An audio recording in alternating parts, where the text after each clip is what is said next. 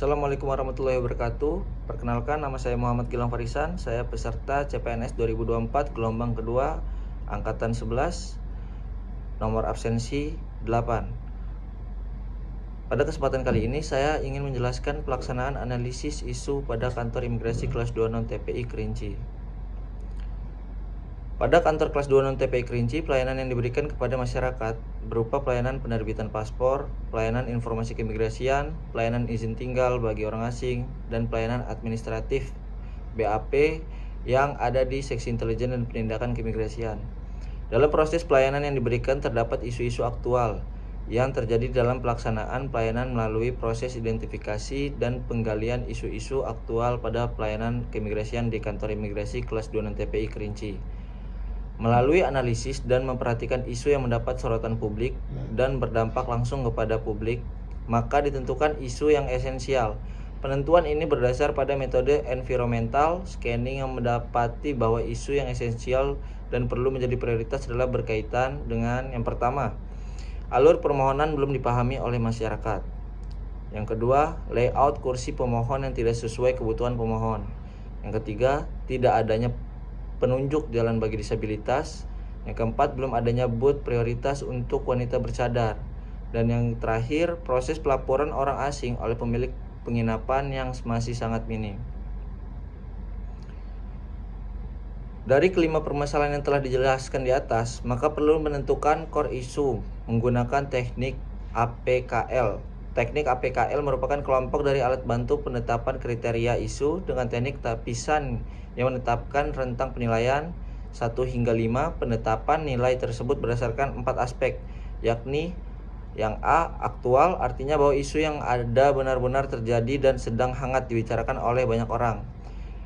Problematik. P, memiliki, arti bahwa 10 isu yang ada tersebut memiliki dimensi permasalahan yang kompleks sehingga perlu segera dicarikan solusinya. Yang ketiga, kelayakan atau K, memiliki arti bahwa isu yang terjadi berpengaruh terhadap hajat masyarakat umum. Terakhir, kelayakan atau L, artinya bahwa isu yang ada tersebut masuk akal, realistis, relevan, dan dapat dengan mudah muncul ide inisiatif untuk menyelesaikan permasalahan yang ada. 3 isu teratas dari metode APKL berikutnya akan dianalisis kembali menggunakan teknik USG. Teknik USG sendiri adalah bagian dari teknik tapisan yang mengelompokkan berdasarkan sangat USG hingga tidak sangat USG. Pengelompokan tersebut berdasarkan 3 aspek berikut. Yang pertama, urgensi atau U, artinya bahwa seberapa mendesaknya suatu isu yang harus dibahas, dianalisis, dan ditindaklanjuti.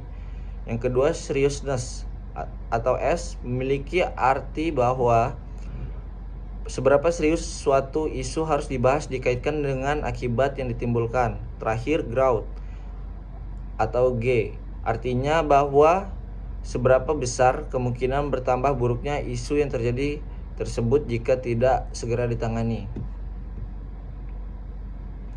Berdasar analisis yang dilakukan, isu yang perlu menjadi perhatian adalah terkait proses pelaporan orang asing oleh pemilik penginapan.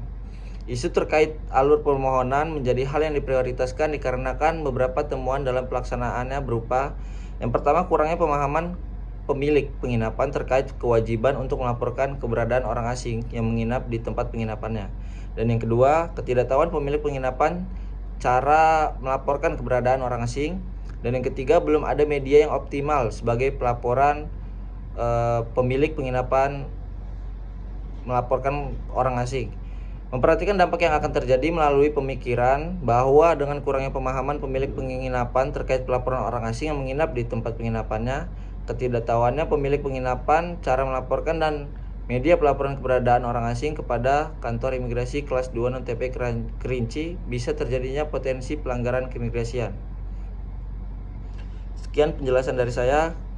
Lebih kurangnya saya mohon maaf. Terima kasih. Wassalamualaikum warahmatullahi wabarakatuh.